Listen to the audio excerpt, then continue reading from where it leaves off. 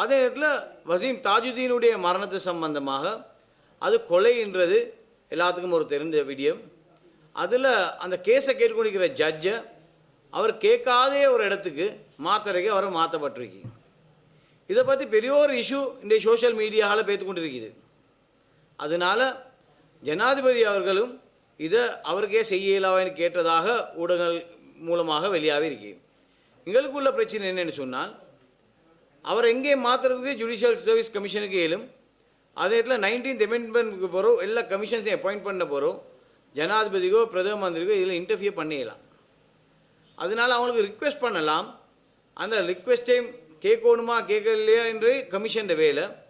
நாங்கள் ஒரு கட்சின்ற முறையில் நாங்கள் ஒரு ரிக்வெஸ்ட் வந்து ஜுடிஷியரி சர்வீஸ் கமிஷனுக்கு நாங்கள் அனுப்புகிறோம். உடனே டாப் ஏஜென்ட்டாக இந்த ஜட்ஜ் வசீம் தாஜுதீனுடைய கேஸை கேட்குற ஜட்ஜை நீங்கள் வேண்டிய இடத்துக்கு மாற்றுங்க, அதில் எங்களுக்கு எந்த ப்ராப்ளமும் இல்லை. ஆனால் வசீம் தாஜுதீன் கேஸ் நாள் மட்டும் வர்ற நேரத்தில் அவர் இந்த கேஸை கேட்டு கன்க்ளூட் பண்ணணுமென்றே தான் இலங்கை பூரா மக்களுடைய வியூஸ். இது தான் சோஷியல் மீடியாவில் அப்படியே இந்த வியூஸ் தான் வந்திருக்கு. எப்படி அரசாங்கத்தால் இவர் மாற்ற போகிறாங்க, மைண்டுடைய ப்ரெஷரில் சரத் சில்வாட ஒரு கெச்சர் வரப்போகிறன்றே தான் மீடியாவில் பேத்து கொண்டிருக்கு. அதனால் அது அரசாங்கத்துக்கு நல்லதாக இருக்காது.